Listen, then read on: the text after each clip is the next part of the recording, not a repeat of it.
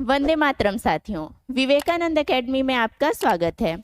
आज हम यहाँ पर साइंस का एक टॉपिक कवर करने वाले हैं। ये जो टॉपिक है ये हर ऐसे एग्ज़ाम जिसमें साइंस से क्वेश्चन पूछे जाते हैं उसके लिए इम्पॉर्टेंट है। साथ में नीट और मेडिकल से रिलेटेड सारे एग्ज़ाम्स के लिए ये महत्वपूर्ण है।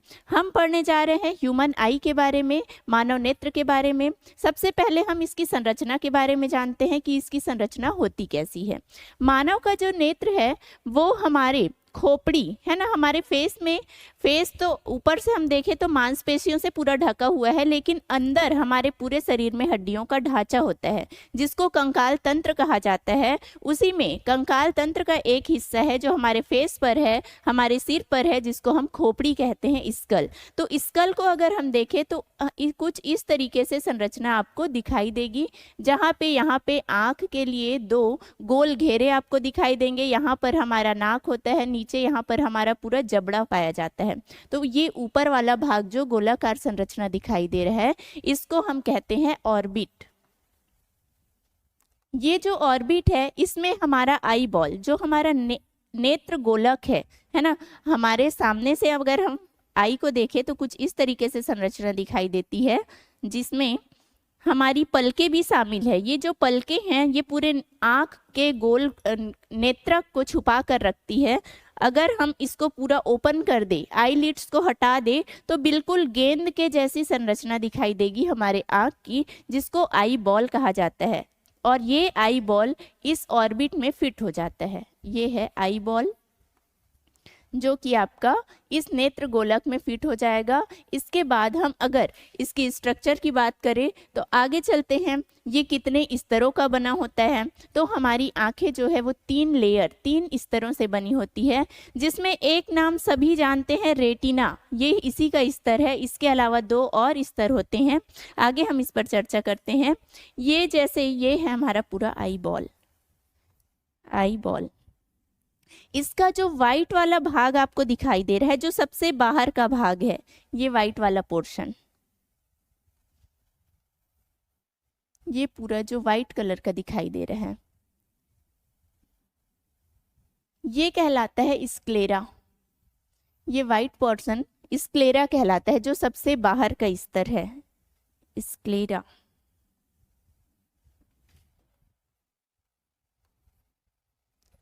इसके बाद ये देखो, ये स्क्लेरा पूरा का पूरा ये सामने वाले भाग में नहीं होता।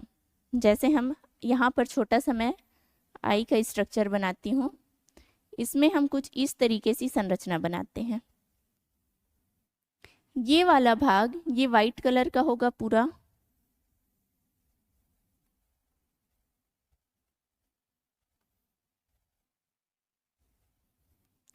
ये वाइट पोर्शन स्क्लेरा कहलाएगा।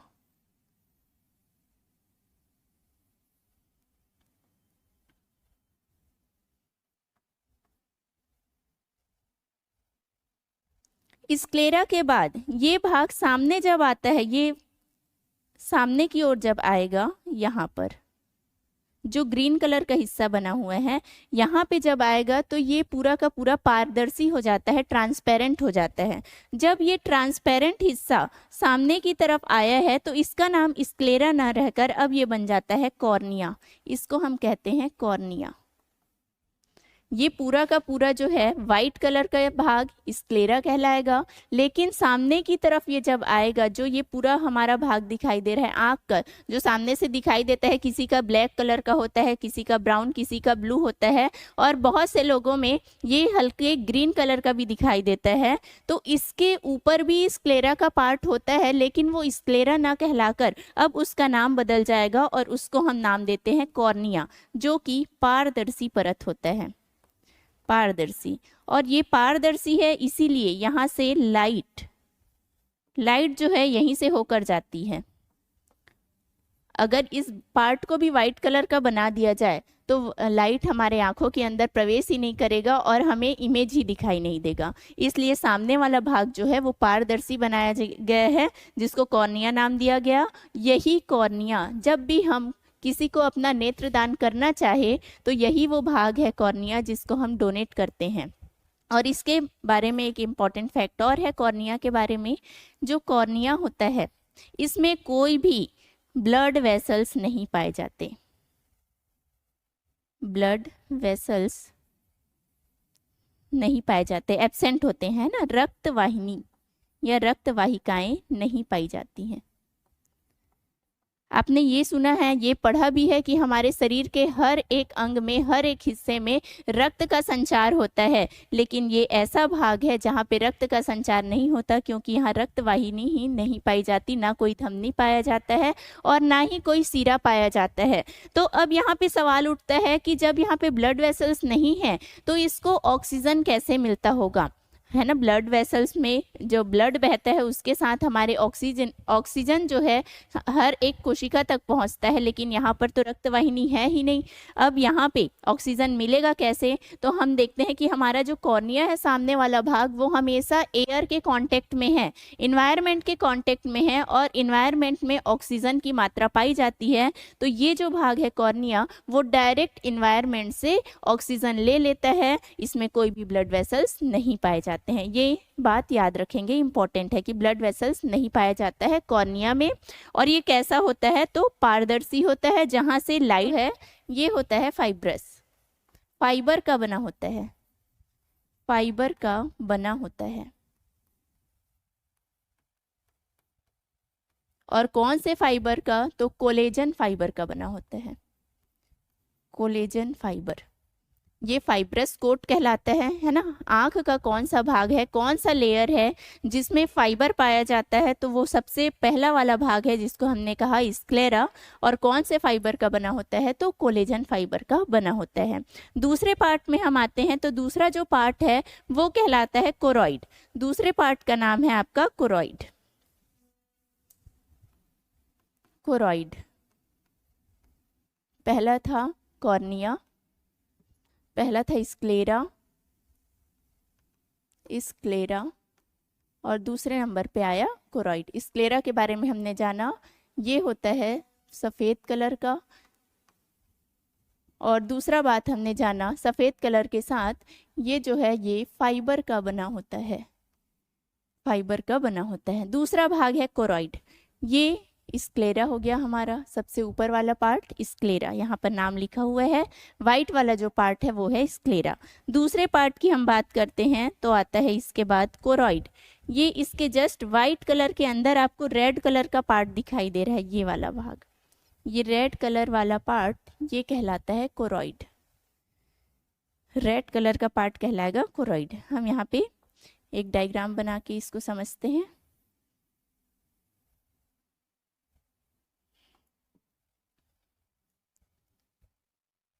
सबसे ऊपर वाइट वाला पार्ट ये हो गया स्क्लेरा,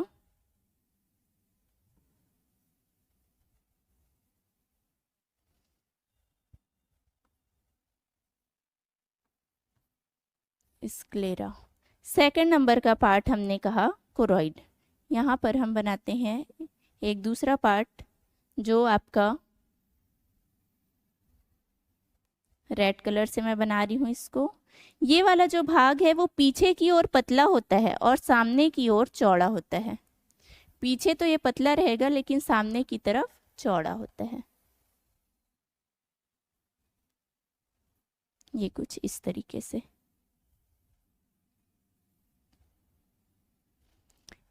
जब ये भाग सामने की तरफ चौड़ा हो जाता है तो इसका नाम हो जाता है सिलियरी बॉडी। इसको हम कहते हैं सिलियरी बॉडी।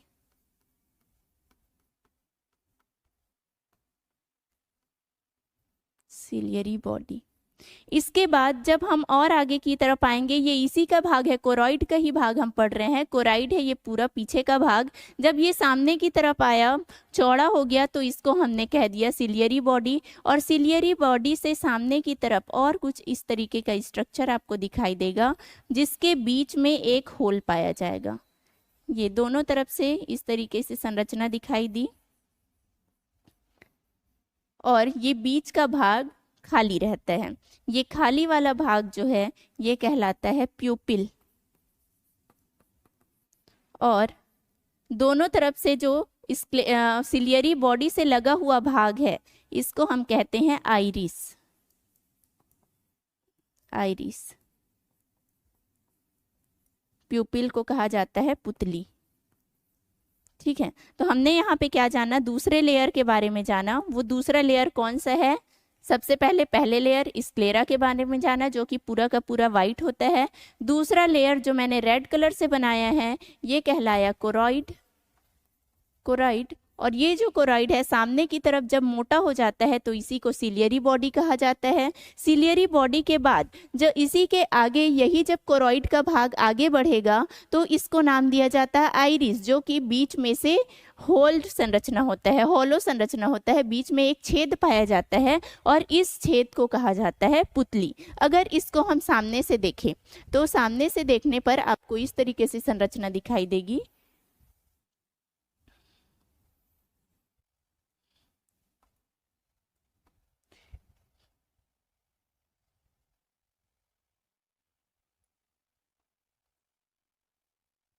ये वाइट वाला पार्ट हमारे आँख का, यही है स्क्लेरा।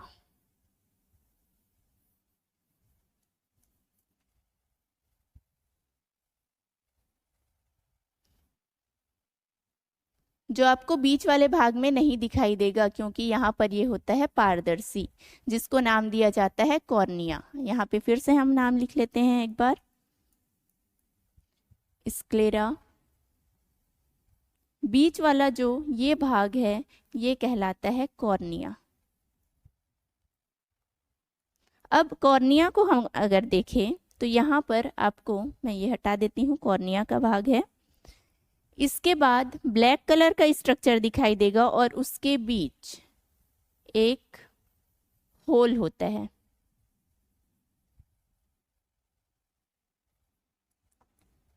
ये वाला भाग जो ब्लैक कलर का दिखाई दे रहा है ये पूरा का पूरा तो कॉर्निया है, लेकिन ये ब्लैक भाग ये कहलाएगा आइरिस।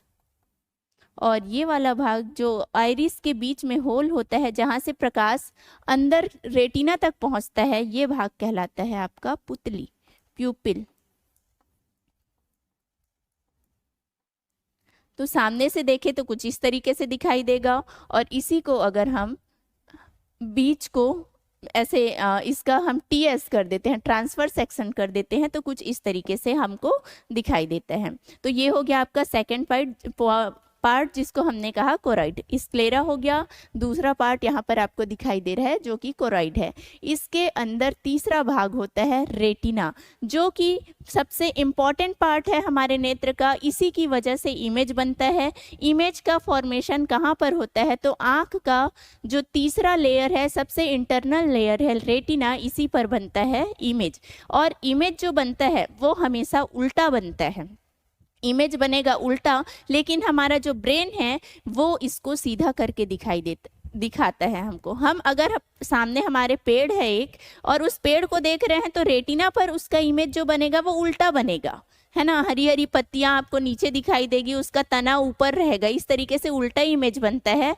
लेकिन जब हमारे ब्रेन तक ये मैसेज पहुंचता है ना, नर्व सेल्स के द्वारा जो इमेज का मैसेज जाएगा ब्रेन तक और वो ब्रेन हमको इस इमेज को सीधा करके दिखाई देता है, वो एक काम इतना जल्दी हो जाता है, हमको ये मौका नहीं मिलता कि हम पहले उल्टा देख रहे हैं फिर वो सीधा बनेगा। डायरेक्ट हमको सीधा का सीधा दिखाई देता है कोई भी चीज़, ऑब्जेक्ट जो है। तो ये हो गया हमारा सेकेंड पार्ट। थर्ड जो है रेटिना। रेटिना बहुत ही इंपॉर्टेंट है। क्यों? क्योंकि यहाँ से क्वेश्चन आते हैं। ठीक है, इंपॉर्टेंट इसलिए नहीं है कि यहाँ पर इमेज बनता है, इंपॉर्टेंट इसलिए है क्योंकि यहाँ से आपके ज़्यादा से ज़्यादा क्वेश्चन बनते हैं। रेटिना के बारे में हम देखते हैं। ये है सबसे इंटरनल पार्ट रेटिना।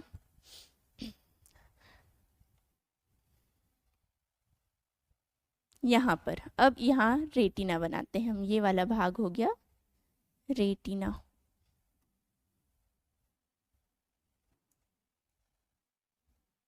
ये रेटिना जो है पूरा का पूरा सामने तक नहीं आएगा, पीछे की तरफ होता है ज़्यादा, और सामने की तरफ आते आते ये इसका पार्ट जो है वो ख़त्म हो जाता है, विलुप्त हो जाता है। बस इतने ही भाग में आपको रेटिना दिखाई देगा। यहाँ से इंटर करेगा लाइट, सामने से कहाँ से, प्यूपिल से इंटर करेगा और ये जाता है आपका रेटिना पे पड़ता है। इसके बीच में पाया जाता है वो हिस्सा जिसको हम कहते हैं लेंस। यहाँ पर कुछ लेंस, एक लेंस पाया जाता है जो कि होता है उत्तल लेंस। लेंस जो है वो उत्तल लेंस होता है।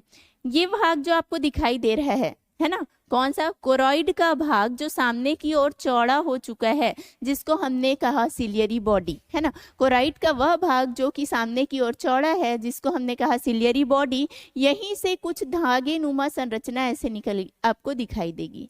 धागे के समान संरचना दिखाई देती है।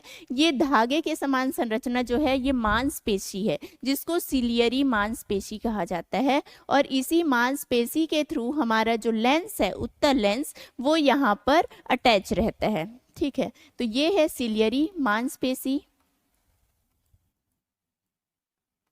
सिलियरी मसल्स या मांसपेशी, और बीच में जो है वो पाया जाता है लेंस। अवतल लेंस, उत्तल लेंस, दो प्रकार के लेंस होते हैं, लेकिन हमारे में आंख में जो पाया जाता है लेंस वो उत्तल लेंस होता है। और ये लेंस किस चीज का बना होता है? तो ये लेंस बना होता है प्रोटीन का, प्रोटीन का बना हुआ लेंस पाया जाता है। तो इस तरीके से ये हमारे आंख की पूरी संरचना है। अभी हम रेटिना को और डिटेल में पढ़ेंगे। रेटिना के बारे में जब पढ़ेंगे तो यहाँ पर वो कोन सेल, रॉड सेल, ये सारी चीज़ें पाई जाती है। अब इसको हम देखेंगे। ये है हमारा रेटिना का इमेज। सबसे ऊपर है हमारा स्क्लेरा, फिर आएगा स्क्लेरा के बाद कोरॉइड, और कोरॉइड के बाद अंदर वाला लेयर है जो कि रेटिना होता है। इस रेटिना में पिगमेंट पाए जाते हैं। रेटिना में पिगमेंट पाया जाता है, इसलिए ये वाइट कलर का नहीं है। वाइट कलर का जो है इसमें कोई भी पिगमेंट नहीं है। कौन सा वाला? स्क्लेरा जो है इसमें कोई भी पिगमेंट नहीं होता, लेकिन कोरॉइड और रेटिना में पिगमेंट पाए जाते हैं। पिगमेंट पाए जाने का कारण क्या है? अगर किसी भी चीज में पिगमेंट है तो पिगमेंट का काम होता है कलर देने का, रंग देने का काम होता है पिगमेंट का। और वो भी कलर जो देगा वो डार्क कलर प्रोवाइड करता है। जब ये कोई भी ऑब्जेक्ट डार्क कलर का होता है, आपने देखा होगा सफ़ेद और काले कपड़े में अंतर। अगर आप गर्मी के दिनों में काले कपड़े को पहन लो जो कि डार्क कलर है, तो वो सनलाइट को और ज़्यादा एब्जॉर्व करेगा, और एब्जॉर्व करेगा तो आपको ज़्यादा गर्मी, ज़्यादा हीट फील होगा। लेकिन अगर आपने वाइट कलर का कपड़ा पहना है तो वाइट कलर जो है वो सूर्य के प्रकाश को अवशोषित नहीं करेगा, वो रिफ्लेक्ट करने का काम करेगा, है ना। तो रिफ्लेक्ट करने की वजह से हमको गर्मी कम लगता है। रेटिना में पिगमेंट पाया जाता है, इसका कलर डार्क है। तो अब ये यहाँ से जो लाइट इंटर करेगा, अंदर आएगा, उसको जब एब्जॉर्व करेगा, रिफ्लेक्ट करेगा तो इमेज नहीं बनेगा, रिफ्लेक्ट करेगा तो इमेज अच्छे से नहीं बन पाएगा। ये इस लाइट को एब्जॉर्व करता है, तभी इमेज जो है वो क्लियर दिखाई देता है। तो पिगमेंट का कारण क्या अगर आपसे पूछा जाए पिगमेंट क्यों पाया जाता है, तो इसका कारण है रिफ्लेक्शन को रोकने के लिए। जो परावर्तन है, परावर्तन को रोकने का काम करता है ये पिगमेंट।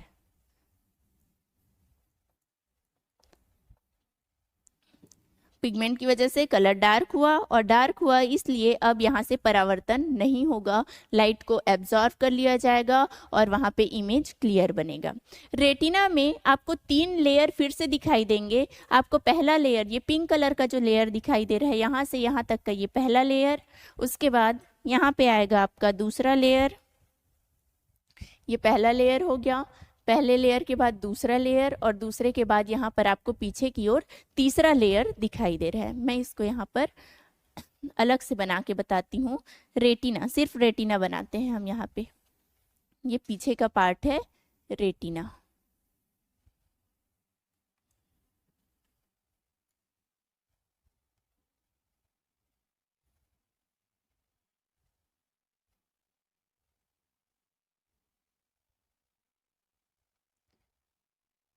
इसको चौड़ा इसलिए बना रही हूँ ताकि यहाँ पे तीनों लेयर आसानी से आपको दिखाई दे।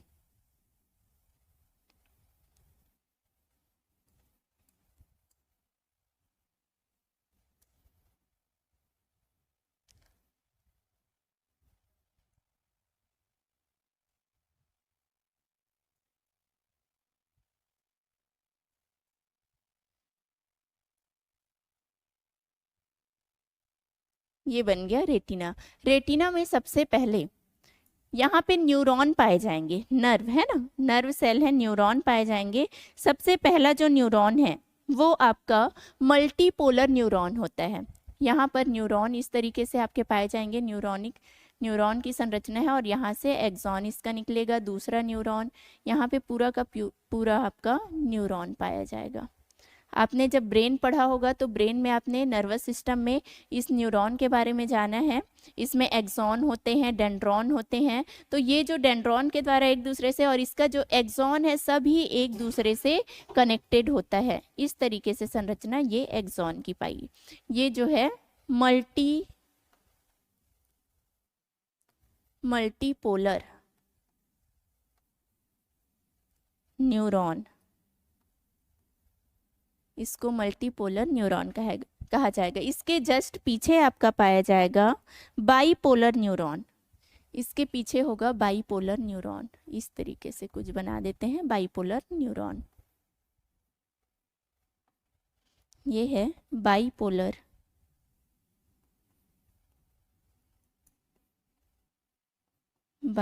न्यूरॉन। और इसके पीछे आपका पाया जाएगा जिसमें है कोन सेल और रॉड सेल।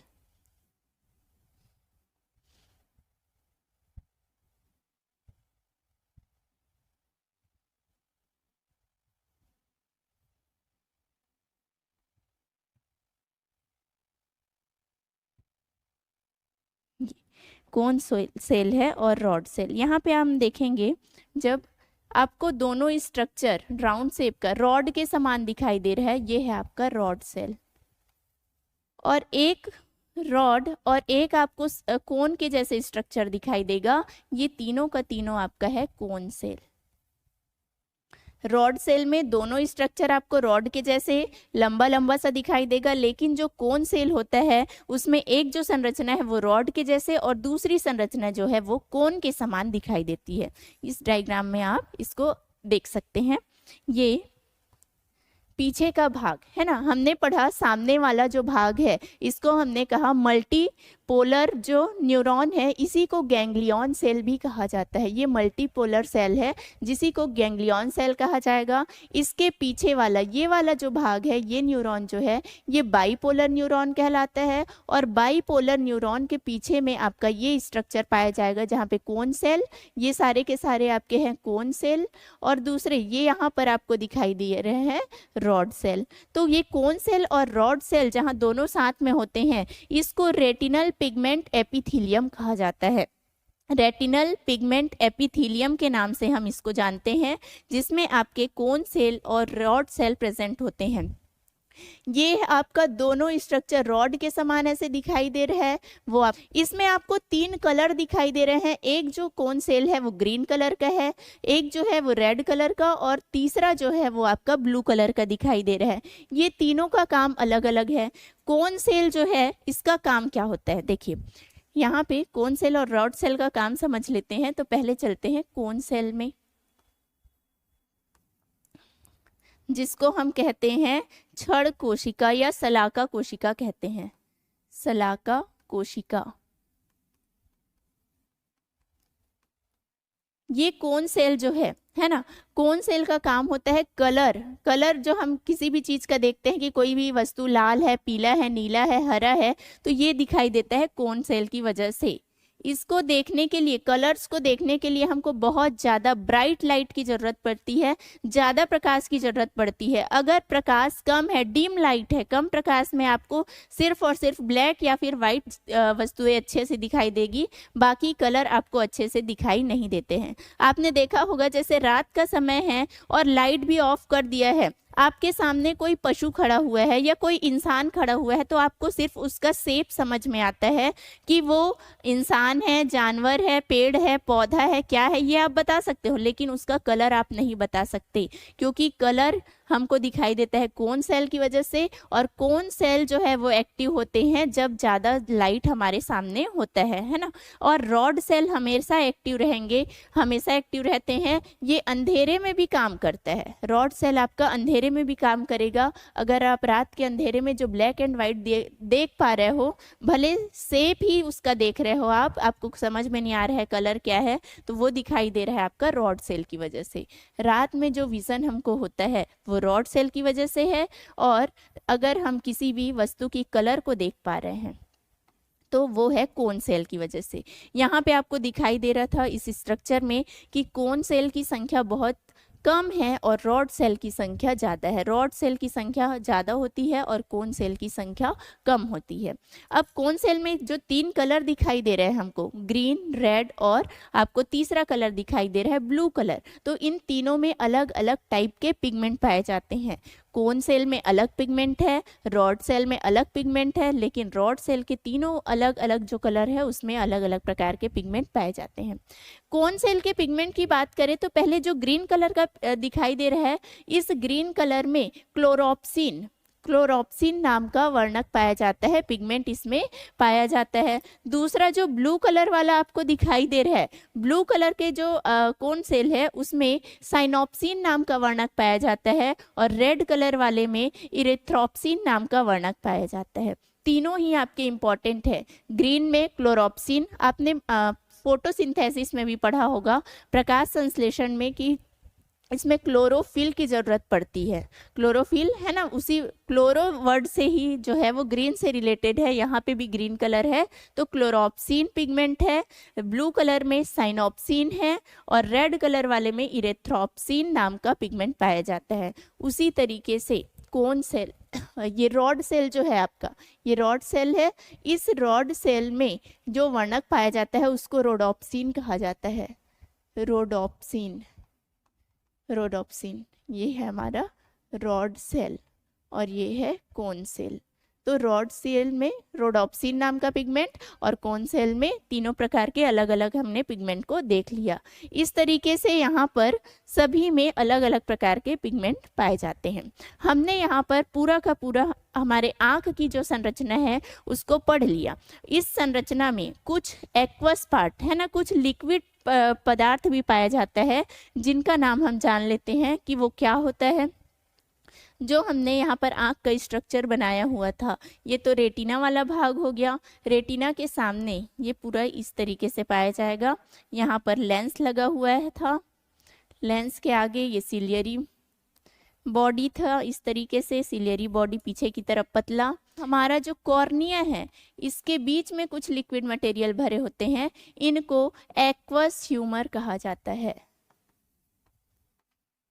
Aqueous humour. दो यहाँ पे आपके लिक्विड मटेरियल है, लेंस और रेटिना के बीच में विट्रस ह्यूमर पाया जाता है। लेंस और कॉर्निया के बीच में एक्वस ह्यूमर पाया जाता है। एक्वा वर्ड जो है वो वाटर से रिलेटेड है, पानी से संबंधित है। इसका मतलब एक्वस ह्यूमर का जो नेचर है ये पानी के जैसा होगा, है ना। इसमें पानी की मात्रा ज़्यादा होती है, ये एकदम वाटर के जैसे होता है। लेकिन जो विट्रस ह्यूमर है ये जेल लाइक होता है, जेल के समान होता है, जेली, है ना। तो कौन सा है विट्रस ह्यूमर, ये जेली के समान होता है, मतलब कि गाढ़ा होगा आपका। और जो एक्वस ह्यूमर है वो पानी की तरह होता है। यहाँ पर आँख की संरचना का हमारा ये टॉपिक खत्म होता है। आप कमेंट में बताइएगा कि आपको ये वीडियो कैसे लगा। लाइक, शेयर एंड सब्सक्राइब जरूर कीजिएगा। धन्यवाद।